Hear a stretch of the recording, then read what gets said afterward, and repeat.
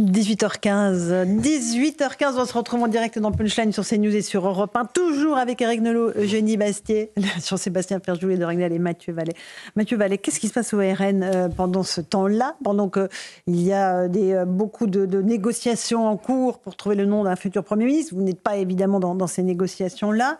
Est-ce qu'il y a une possibilité que vous soyez exclu, le Rassemblement national, de tous les postes à responsabilité de l'Assemblée nationale? Je trouve que ça ferait très mal à notre démocratie. On a 143 députés avec nos alliés d'Éric Ciotti, et il me semble important que comme on représente 37% des suffrages, des voix exprimées dimanche dernier, alors que l'extrême gauche, le Front populaire, appelez-le comme vous voulez, ne représente que 25% des voix. D'ailleurs, il manque bien de modestie, mais on reconnaît bien leur marque de fabrique. On devrait avoir des postes à la hauteur, au moins des vice-présidences. Lors du dernier mandat 2022-2024, M. Chenu, Mme Laporte étaient les deux vice-présidents de l'Assemblée nationale. J'estime qu'ils ont fait honneur à l'institution. Nous avons respecté les règles de nos institutions, ce qui n'est pas le cas de nos adversaires politiques. Et donc, effectivement, il serait normal qu'avec plus de députés qu'au dernier mandat, on en avait 88, maintenant on en a 143, on en avait 7 il y a encore quelques temps, et bien effectivement, il serait légitime que nous reviennent des postes à responsabilité pour reconnaître que les Françaises et les Français qui ont voté pour nous, 10 millions d'électeurs, soient reconnus dans ces postes. Louis, il y a une possibilité que le Rassemblement national n'ait aucun de ces postes importants de questure, de vice-président, de présidence de commission. Dans un monde normal, ce n'est pas possible. Normalement, il y a une juste répartition des postes, souvent à la mesure du poids politique de chaque parti. Et je ne veux pas ajouter à ce que vous venez de dire. Mais si la configuration du second tour des élections législatives se reproduit à l'Assemblée nationale, c'est-à-dire que tout le monde se met tous contre le RN, à ce moment, il est possible que vous ayez assez peu de choses, voire rien. D'accord. Ça sera... Mais après, ce serait un acte de défiance. Je trouve que compte tenu du contexte où tout le monde se dit qu'on est dans l'impasse, ce serait un acte, je trouve, de défiance et de refus même de la démocratie et de la culture du compromis. Et ça montrerait vraiment une espèce de fermeture absolue de tous les partis à vouloir absolument combattre l'ennemi absolu pour eux, c'est le RN, alors qu'en réalité, ils devraient plutôt se donner du mal pour essayer de sortir de la situation. Surtout après une mandature où il y avait un vice-président de l'Assemblée nationale. Sébastien Chenu était vice-président de l'Assemblée nationale. Le Rassemblement national avec 89 puis 88 députés détenait des postes. Donc ce serait très paradoxal quand même qu'avec 143... Il n'y a rien du tout. Mathieu Vallet, après Eugénie. Quand on prend les groupes, je ne parle pas des coalitions, je prends des groupes, on est le premier groupe de l'Assemblée nationale. Donc loin de là, nous, d'être prétentieux, mais par contre, il est légitime que ça soit traduit et reconnu dans les questeurs, dans les vice-présidences. Bon, la présidence, effectivement, il y aura un sujet. Après, éclaircissement pour la Macronie. Sur 80 circonscriptions en France, lors du second tour, ils ont appelé à faire barrage contre nous et ils ont permis l'élection grâce aux voix de la France Insoumise de M. Arnaud, de beaucoup de circonscriptions où finalement ils étaient contre ces valeurs-là pendant des années, voire récemment quand M. Macron parlait d'antiparlementarisme, de communautarisme et effectivement d'antisémitisme. Et là, on verra bien si ils sont respectueux de la démocratie ou s'ils font encore des alliances de la honte et contre nature dont ils se battent et dont ils s'enorgueillissent à chaque fois combattre les idées. Et puis quand il s'agit de passer aux actes et aux travaux pratiques, ils sont plus présents. Alors, Eugénie Bastier. Mais il y aurait une logique, en fait, à ce que le cordon sanitaire, qui a montré sa redoutable efficacité pendant les élections, soit appliqué à l'Assemblée nationale, puisque ça a montré que ça marchait. Enfin, tout le monde dit la diabolisation, ça ne marche pas, mais c'est faux. La diabolisation marche très bien. Pourquoi s'en priverait-il ? Et moi, je trouve que c'est un scandale démocratique. Mais en attendant, d'un point de vue tactique et stratégique, il a montré sa redoutable efficacité. Et je pense que la tentation va être très forte de l'appliquer. Et rappelons qu'en 2022, c'est ce que beaucoup d'observateurs n'ont pas vu venir, c'est qu'en 2022, dans l'entre-deux tours, il n'y avait pas de diabolisation, il n'y avait pas de cordon sanitaire. On ne parlait pas du RN, on ne parlait que de Mélenchon, Premier ministre. Donc toute cette mécanique-là n'était pas mise en œuvre. Là, elle a été mise en œuvre avec brio, elle a marché. On ne voit pas pourquoi ils s'en priveraient à l'Assemblée. À quel prix, Mme Bastille ? Moi, je pense que c'est un scandale. Mais moi, je suis très fier d'être resté solide, et M. Barthélémy et Mme Le Pen, dans nos convictions. Nous, on n'a pas bradé nos idées pour des postes et pour des sièges. Parce que, attendez, c'est quand même fort. La France Insoumise, M. Mélenchon, vous l'avez évoqué, entre la non-dénonciation des crimes atroces, terroristes, le 7 octobre en Israël, entre la haine du juif et la haine de la police, entre toutes ces valeurs que M. Macron et tous ses alliés et ses amis ont soi-disant combattu durant des mois, voire des années, la bordélisation de nos institutions, de l'Assemblée, de la rue. Il l'ose dénoncer. M. Darmanin a été élu grâce aux voix de la France Insoumise. Mme Borne également. Moi, ce qui me choque, et je suis fier, c'est qu'on avait un peu moins de 3 millions d'électeurs en 2022. En moins de 2 ans, M. Ferrari, on est à plus de 10 millions. Donc, on est sur la bonne pente. dans la montée, on est sur la bonne dynamique, et à la rentrée, je pense qu'on étonnera bien du monde, parce que beaucoup se glossent, mais vous inquiétez pas, il faut pas vendre la peut s'inverser, c'est-à-dire qu'effectivement, on peut dire le cordon sanitaire a marché aux législatives, appliquons-le à l'Assemblée, mais on a fait une coalition législative, appliquons aussi la coalition au gouvernement, et ne refusons pas de gouverner avec la France Insoumise, puisque nous l'avons fait élire. Bien sûr. Éric Nolot, un petit mot avant qu'on écoute M. Darmanin. Moi, je crois que ce serait une grosse erreur d'appliquer le cordon sanitaire à l'Assemblée, parce que parmi les électeurs du Rassemblement national, il y a quand même un sentiment d'amertume en disant on a perdu. Alors, certes, votre parti a fait des erreurs, il y avait certains candidats qui étaient vraiment présentables, mais on a perdu parce qu'il y a eu des désistements. Donc vous allez enrager des gens qui vont dire la démocratie, c'est pour tout le monde, sauf pour nous. Je crois que ce serait vraiment mais surtout, politique. Un peu de justice serait la bienvenue. Surtout en regardant qui d'autre a été élu. Parce qu'on peut émettre toutes les critiques du monde qu'on veut sur le Rassemblement national, comme sur tous les partis, si on veut, mais enfin, quand même, n'oublions pas qui a été élu dans les rangs de la France Insoumise. Raphaël Arnaud. On l'a dit il n'y a pas longtemps. Oui, mais cette réalité-là, aux yeux, il n'y a pas que les électeurs du Rassemblement national qu'elle choque. Elle choque aussi beaucoup d'autres Français qui voient le deux poids, deux mesures qui s'exercent d'un côté ou de l'autre. Vallet, les excuses de Roger Chudeau, qui est un député Rassemblement national, qui a tenu des propos contestés sur les binationaux. Il dit « Si mes propos ont pu choquer, je m'en excuse. De même, je n'ai pas voulu offenser la personne de la ministre Vallaud-Belkacem. J'ai critiqué sa politique éducative. » C'est une polémique qui a coûté cher au RN en termes de voix et de sièges. Oui, je pense que évidemment, moi je suis solidaire de mes camarades élus du Rassemblement national, mais M. Chudeau a raison de faire ce mea culpa parce que la ligne de Mme Le Pen et de M. Bardella n'a jamais été celle-ci. Et M. Bardella vient de l'immigration italienne, je viens de l'immigration espagnole, Mme Sorel vient de l'immigration algérienne. Donc on a dans nos rangs des gens qui viennent de l'immigration. Donc pour nous, on n'est pas anti-étranger, on est pro-français.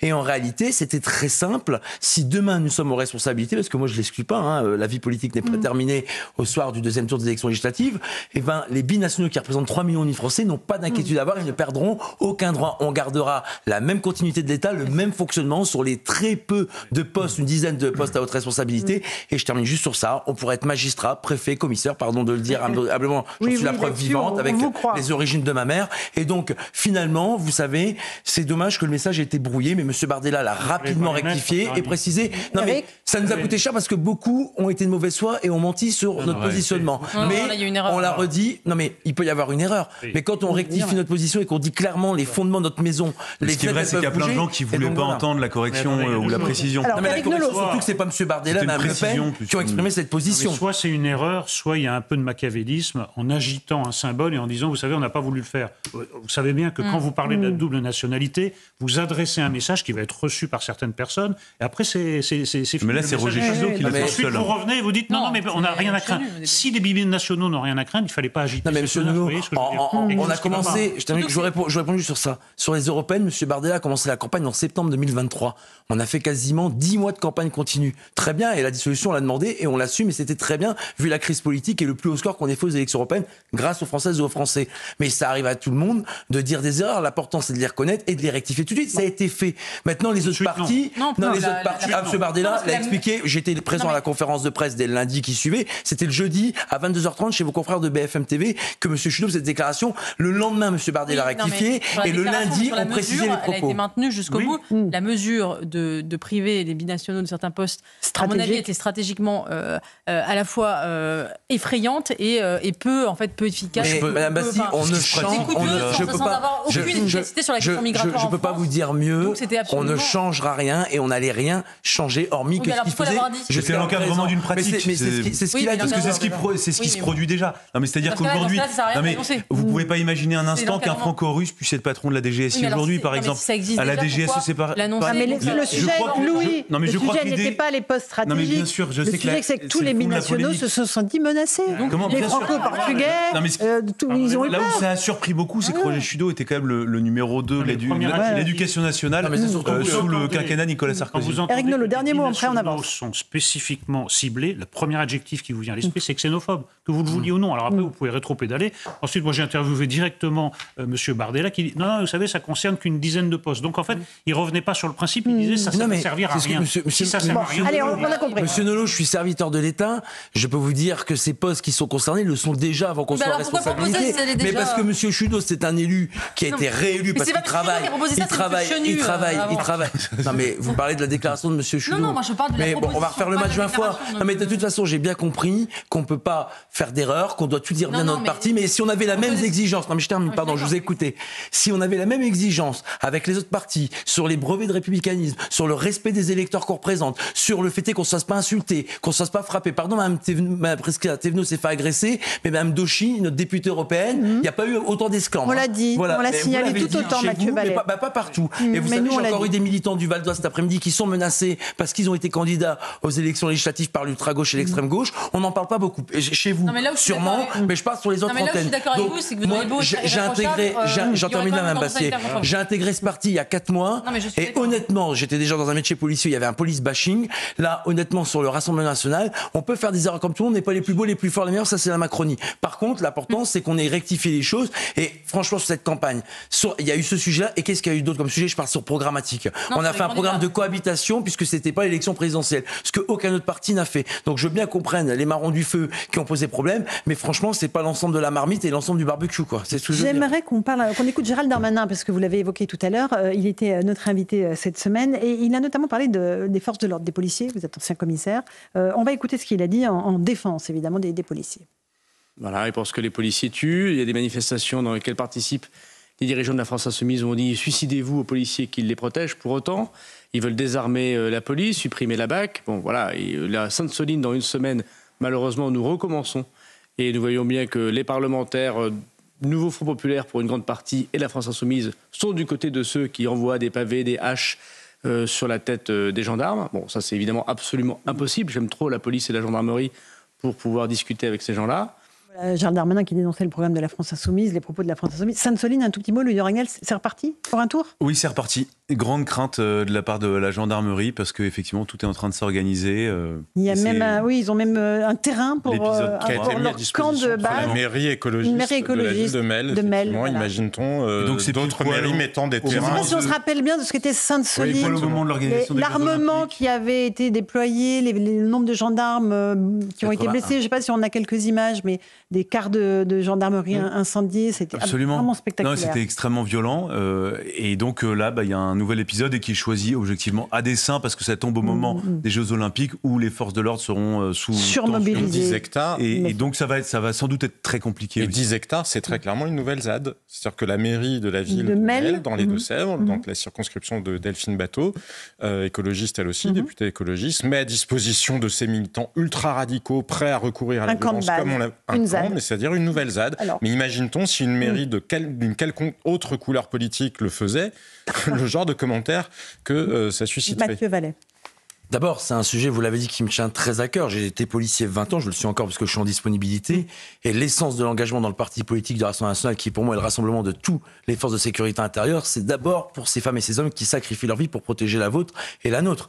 Moi, je veux bien que M. Darmanin fasse des constats. Mais elle est où la loi anti-casseurs qui devait être faite après que le 1er mai 2023, ce policier ait été transformé en torche vivante lors de la manifestation du 1er par les antifas? Alors, en face, extrême gauche, dis donc, leur programme fait peur. Monsieur Arnaud, toujours lui, il est antifa, fiché S pour participation aux mouvances ultra-gauche violentes. Comment voulez-vous qu'après, ça soit pas la fête des antifas lorsqu'ils voient qu'un des leurs, notamment la Jeune Garde, qui a jamais été dissoute, mouvement d'ultra-gauche, qui a jamais été dissous et qui est responsable et qui est mis en cause dans plusieurs actions violentes, notamment des affrontements communautaires, identitaires et des affrontements notamment sur des personnes liées de la confession juive. Ensuite, c'est pareil, les soulèvements de la terre. Le décret de dissolution a tellement été rédigé avec les pieds par le gouvernement qu'il a été annulé par le Conseil d'État.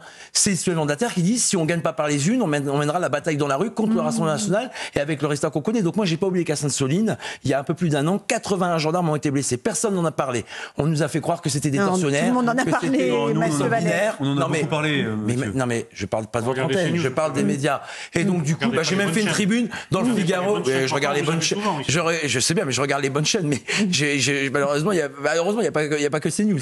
Et donc, du coup, je dis simplement que on est à leur côté et la présomption de légitime défense, les peines minimales, les peines planchées, les suppressions de remise de peine lorsqu'il y a des condamnations pour des agressions physiques supérieures à 6 mois. On avait beaucoup de propositions et effectivement que moi j'aurais aimé qu'on ait cette majorité absolue. Pourquoi ? Parce que je suis persuadé que tout ce que les syndicats de police demandent, c'est pas pour leur faire plaisir, c'est parce que c'est légitime pour protéger nos forces de l'ordre qui ont bien du mal aujourd'hui à faire respecter la loi de la République. Et donc je pense à ces femmes et ces hommes qui vont être à nouveau engagés face à tous ces antifas qui vont venir de toute l'Europe. C'est ce qui s'est passé il y a plus d'un an. Donc moi je rends hommage aux services de renseignement qui font un boulot remarquable pour essayer d'anticiper les troubles et qu'on adapte la réponse sécuritaire, et aux gendarmes mais aussi aux policiers qui risquent leur vie par des cocktails Molotov, par des haches, par des boulons dont la vie ne représente rien pour ces gens-là lorsqu'ils veulent faire respecter les lois de la République que d'ailleurs ces élus porteurs de l'écharpe tricolore ne respectent pas. Éric Nolot et Eugénie. La violence politique est absolument inadmissible. Or, ces gens bénéficient d'une forme d'impunité et même de soutien médiatique. Alors ça, c'est la double peine. Ah oui, on est d'accord. Je ne savais pas de cette chaîne. Non, mais là, je parle de la presse de gauche. Bien sûr, je parlais de ça aussi. Voilà. De la gauche, où là, vraiment, il y a même un soutien où, si c'est la gauche, tous les moyens sont bons, y compris les moyens illégaux. Non, c'est pas ça la République. En fait, la légalité s'applique à tout. Évidemment. Moi, je pense qu'il faut s'attendre dans les mois qui viennent, de toute façon, à une explosion de la violence de rue alimentée par les factions d'ultra-gauche. Surtout si le nouveau Front populaire n'accède pas aux responsabilités, parce qu'il va y avoir un ressentiment. Tout l'associatif, les syndicats vont jouer la violence et le chaos de rue. Donc il faut s'attendre à ça dans les prochains mois, puisque c'est ce que la gauche va jouer jusqu'à 2027. Et on n'est pas sorti de l'ornière. Et je vous signale le tweet de Linda Kebab, qui était notre invitée hier, syndicaliste policière, qui signale une attaque d'un commissariat cette nuit dans le quartier du Palais à Créteil. Alors ça s'est passé, dit-elle, sous les fenêtres du tribunal.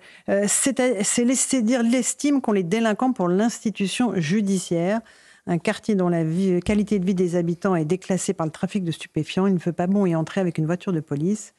Et en cas de réplique des effectifs, voilà pour ce que dit Linda Kebab, avec des images, encore une fois, de policiers attaqués au mortier de tapissier sous les fenêtres du palais de justice. Oui, je connais bien, parce que j'étais, mon dernier poste, chef adjoint de la BAC de l'unité départementale du Val-de-Marne. Et d'ailleurs, ce tribunal est à quelques pas du commissariat central de Créteil, où sont basées notamment les unités d'appui départementales. Et donc, j'apporte mon soutien à ces policiers. Et pardon, moi, j'en ai marre des constats. C'est d'ailleurs pour ça que j'ai arrêté un peu le syndicalisme, parce que c'est leur rôle de faire des constats. Et puis, Linda Kebab, comme Alliance, comme unité, comme tous ces syndicats de police, légitimement élus par leur père, le font très bien. Il ne faut pas comme la CGT, à savoir à faire des appels boiteux dans lesquels il n'y a pas des respects de la républicaine. Là, elle explique qu'effectivement, il faut changer ça. Et pour nous, au-delà du constat, c'est ce qu'on propose. Aujourd'hui, on a des voyous sans foi ni loi qui n'ont plus peur de rien en commun de l'uniforme. Moi, si demain, je suis persuadé que le voyou sait qu'il ira en prison, même pour une courte peine, les peines minimales, on avancera déjà sur ce sujet-là. Pareil pour les multirécidivistes. Combien de fois, en tant que policier, mais allez interroger les responsables syndicaux, vous diront, on voit toujours les mêmes aux mêmes endroits, avec les mêmes infractions et les mêmes victimes. C'est les multirécidivistes que la société ne veut pas mettre en prison. Avec nous, t'as pas compris une fois, la deuxième fois, tu iras en prison, c'est les peines planchées. Je peux pas dire mieux, on fait des propositions, en face, on n'est peut-être pas d'accord, mais j'entends rien. Et surtout, vu la Macronie, je vois rien. Et puis l'extrême gauche, chez les voyous, c'est pas les forces de l'ordre, ils l'ont assez souvent dit dans les